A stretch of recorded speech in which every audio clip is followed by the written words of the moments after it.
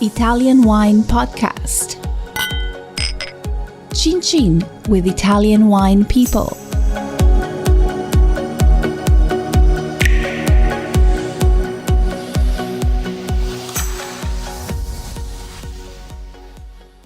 Hello, this is the Italian Wine Podcast. My name is Monty Walden. My guest today is Mattias Oetel from Tenuta del Fontino. Mattias, did I get your name correct? I don't think I did I? I'm afraid. No, it's right. You told it true. It's Mattias Oetel. There we go. Okay, so just tell us, where is Tenuta del Fontino in Tuscany, and what is your contribution to the estate? Are you the owner, or are you the manager? What do you do? So the Fontino, the biodynamic wine farm Tenuta del Fontino, is located in the Maremma area, municipality of Massa Marittima, which is a really pretty, small medieval village situated in the midst of a unique Mediterranean maquis, and also kind of characterized by the mineral air due to its immediate vicinity to the Mediterranean Sea. My function, my role in this estate is I'm an estate manager. I'm managing also the hospitality part, but also the winery part, because the Tenuta del Fontino is the estate which extends over more than 700 acres, has now been running by the Buncha family. So it's a family-owned business for over 25 years. And today it's co-managed by the second and third generation. Okay, Matthias, how did you find the estate? I mean, are you from Italy, or did you study winemaking or administration? How did you get there? Honestly, I came across through my law studies. I was born in Switzerland, near to Zurich. Then I was growing up in the northwest region of Italy, South Tyrol, so Alto Adige. Probably it is a really good known region, wine region. And then I went to Milan for law studies. And during my law studies, I came across many good winemakers and also friends of mine, which are, for example, in Modena producing Lambrusco, or my cousin, which is back in Alto Adige and is producing his own wine. So I started having a certain passion for it, and I got interested because I hadn't any know-how for it. And so after my law degree in 2020, I got this chance to involve myself and to develop myself within this new reality here in Tuscany, in the Maremma, and I took it. And now I'm quite learning a lot, but my passion is increasing nowadays, and I'm happy to be here. Probably really an unusual career. Yeah, your backstory is very interesting. From going to study something academic to end up being a vineyard and a winery manager. So, I mean, the Fontino estate is quite large, 700 hectares, I think, 20 hectares of vineyard. Tell us a little bit about the vineyards and also the way that you manage them. You mentioned biodynamics. Was that your idea, or was it the owner's idea? It still have been always the owner's idea. To be quite honest, when the winery started in 2010, Heidi Buncher, she believed in this organic and biodynamic farming. The problem it was, and is still this problem, that there weren't any good enologists which could offer the necessary know-how for the practices and so on. Now, I'm speaking about nowadays, since 4 years, we are in this biodynamic process, and our enologists, Andrea and Eva, they're really, really good in it. And probably the enologists have convinced the Puncher family to start doing so, to start this kind of farming, of winery. And so we are working mainly with these biodynamic preparations, for example, such as 500, 501, and 502. I don't know, nobody, if maybe the audience doesn't know what we are talking about. So, for example, the 500, this is a horn manure, which for us is really important because it stimulates the microbial activities, so deep root growth, and even promotes the formation of humus, which is really important for us. Then after 500, we using our 500 true. The Achillea, it's called in Italy. It's rich is it's yellow, and this one is rich in sulfur and potassium, and has in fact a particular ability to regulate the sulfur and potassium process. For our soil, this is much important. I think this is a way of farming of winery which is really satisfying. You can also see the results, and therefore, yeah, it was a quite good decision. Okay, so you mentioned the effect, from your view, about the effect of biodynamics on the taste of the wine. Can you say exactly what changed in the wines? Was it the perception of the acidity? Was it the clarity of the flavors and aromas? How would you describe the differences in wine now, pre-biodynamic and post-biodynamic? I would say these are more honest right now. These are willing to this process. The wines are more fresher than before. From our principle, our main idea is like from the wine to the glass. So as we don't have many big impacts in the cellar, in the wine cellar, but we just apply our this kind of biodynamic treatments in the vineyards, we are really it's like having a friendship with the nature. And this is makes sure that our wines are, as I told you before, fresher. They are more expressive in any of them notes of their notes. And yeah, you need to see it. You need to taste it. It's really difficult to explain. Let's talk about some of the wines that you make at the estate. If you start with the Sophie Rosso, and then tell us about the Folavento, and then the Optimus and the Montereggio wine. You just go through the wines that you make, and then I can ask you questions afterwards, okay, about the wines. In total, we fill around like 50,000 bottles a year. Of those 50,000, 4,000 go to Folavento, around 5,000 to Optimus, and 3,000 Sophie, and finally two of them, so 2,000 bottles to Poggio e Girasoli, and around like 1,000 bottles to our Chimera Brut. For sure, Folavento has been always considered our noblest label, also due to its complexity. It's made by 50% of Cabernet, 25% of Syrah, and 25% of Merlot. We will let him like 2 years in the oak barrel, and then 1 year in the bottle. At the same time, the Sophie, it's kind of it's the fresher one. It's made by 50% Ciliegiolo and 50% of Sangiovese. So the cherry flavor, it's really present in it. This is my opinion. It's kind of the nicest part of this wine, and the Sangiovese makes the Sophie, yeah, it gives him the freshest part. And then we have for sure our most interesting bottle of or label. This is the Optimus, also called a dynamic label, because the best pure variety is praised with this one every year. So since 2016, almost 2016, it has been Sangiovese, and it seems that it will have to step aside for the very first natural wines of 2020, which we will launch this summer. Just to give the audience a short insight. Beyond these three labels, we have also the Poggio e Girasoli, which is our white wine, still white wine, 90% Vermentino and 10% Sauvignon Blanc. And then we have the Chimera Brut. It's our bubble. It's 100% of Vermentino.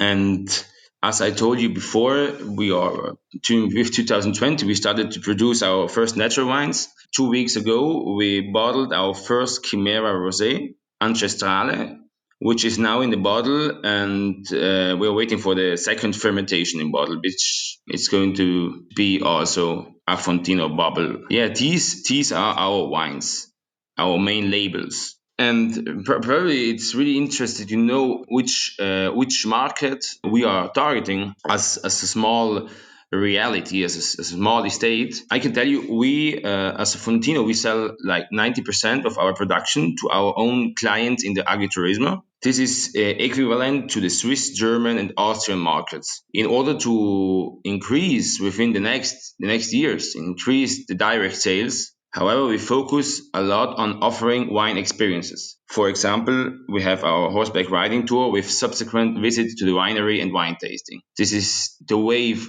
the idea for our convention for the next years. These can be purchased, for example, online, and therefore we are also very satisfying for us on the Italian market. Talking about our market, it's really interesting probably and to talk about the trends. The trends we think will be important to analyze. The wine market is right now in this area is really saturated and more than even before. And I think due to a huge know-how in this industry, a far advanced technology, and also resulting competition, high quality wines are no longer rare, and many small as well as medium-sized wineries here in this region have to become more innovative. So natural wines, in my opinion, are only one of several possibilities. And this trend, for sure, is reinforced by a broader public. More and more young people, but also older people who are not considered to have any significant knowledge of the winery industry, are now drinking, for example, good wines on a regular basis. So, what exactly is going on the many minds of consumers in 2021? This is for my question. There is a desire for background knowledge. Who is behind this bottle? Where is it produced? What method is used in the management of the winery? And what is the story behind this wine? Yeah, for sure, we are trying to answer all those questions within the next years. And therefore, I think natural and biodynamic wines can be a really interesting solution, because what's really different from other wines, we for example, the grapes, they do not undergo any chemical treatment, so no added sugar, enzymes, or additives. And the innovative part is for sure the fermentation, which is spontaneous. So we do not add any selected yeast in the laboratory, but only yeast naturally grown. Of course, I'm sure that some problems will arise in the future, since we are constantly playing with an uncertain variable, and this is it's called nature. But for now, I think this is the most innovative direction for many of our clients. When they visit our winery, they are asking us, for example, about the oak we use, no? And for the first 6 years of this winery, we were used to use fresh oak, American oak. Also, really important for labels like for Lavento. But nowadays, we use and we rely on third generation oak barricks. So, because this to give the wines less complexity, this is also expression of the biodynamic principles. And as I told you before, we don't use yeast either, as our enologists, so Andrea and Eva, have convinced us that the natural yeasts present in the skins are sufficient in order to start the fermentation process. But it's hard to believe, but it's true. So yeah, that's the kind of this is the Fontino present. For sure, I think that in the future we rely more on our animals in the vineyard. Probably in concrete terms, this would mean to use the geese as natural lawn mowers and fertilizers, as well as for sure also our horses for tilling and blowing in order to burn the soil with less machinery, and thus increase its fertility. There are many innovative and creative ways as a small medium winery you could and you can for target for the next years. Very interesting what you were saying about this farm organism idea with the geese and a lot of biodiversity and sort of natural farming, if you like. What is your approach in the winery? I would imagine that you prefer making wines, when you're making the wines, to do not much making, if you see what I mean. You want things to happen spontaneously. Just describe your winemaking philosophy and how it's changed over the few years. Just a few more little details about the link between the vineyard, this natural approach in the vineyard, and the natural approach in the winemaking. Just your philosophy and where you see the future is going for you and for the Tenuto del Fontino. To approach and to explain a little bit more this or our kind of philosophy, we could talk shop forever about our wines and especially about this biodynamic approach. But I cordially, in fact, invite everyone to visit our winery, because these wines, these natural wines, for sure they need to be explained, but especially shown.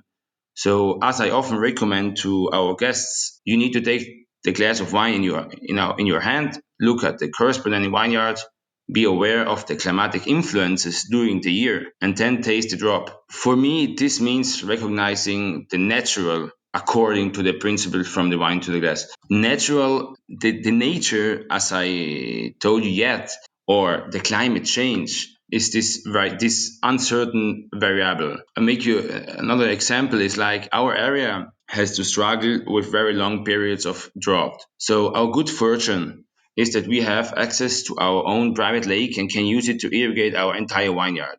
This constant heat also makes it difficult to control the sugar content of our grapes. So in mid-high summer, it can happen that a few days have extreme effects. All these elements you can smell, you can taste them in our wines, in these natural ones. So also the sea, as we are strongly influenced by the proximity to the sea, to the Mediterranean Sea, the mineral notes are strongly present in our wines, especially, for example, in our Vermentino, so in the Poggio ai Girasoli.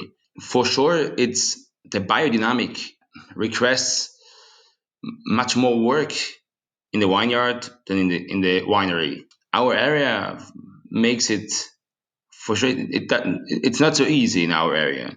So, for example, our soil. If you give a look to our soil, clays and red sands rich in hermetic pebbles, to work on them, it's really, really hard and asks a certain patience, a certain know-how, a certain experience, which you gain over the years. And at the same time, we have average of talking about the rain situations. We have like 58 milliliters of rain on average per month. That's nothing. So on the other hand, on the other side, you can be happy because there is no danger of bacteria or other diseases. But on the other hand, you have these long periods of drought, and this is for sure something stimulating. This challenge, this battle against the nature, and but playing with the nature. And I'm already looking forward to see what's coming next. Okay, Matthias. So just going to do one last question for you about the wines that you make. So if you just go through the red wines that you make one by one. So the Sophie, and then the Folavento, Optimus, and the Castel di Rutto, and the Eusebia. So our main grape varieties are, as I told you before, Cabernet Sauvignon, Cabernet Franc, Merlot, Syrah, Ciliegiolo, and Sangiovese.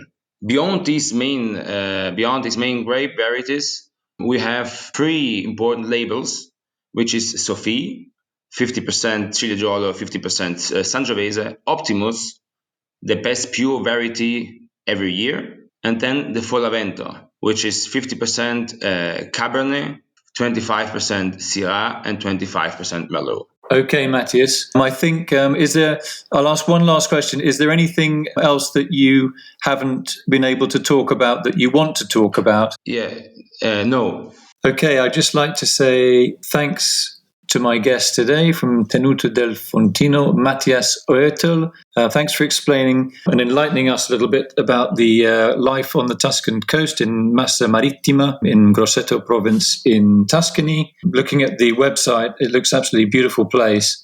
And it's interesting that you mentioned about the little lake that you've got. There's a wonderful photo of that lake. And when you see it online, you just want to dive straight in. So obviously, and I'm sure you're very happy to have visitors, Tenuto del Fontino in Massa Marittima. Thanks a lot, Matthias, and I hope to see you in Tuscany. Okay, take care.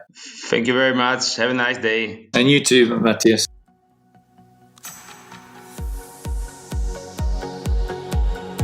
Listen to the Italian Wine Podcast wherever you get your podcasts. We're on SoundCloud, Apple Podcasts, Himalaya FM, and more.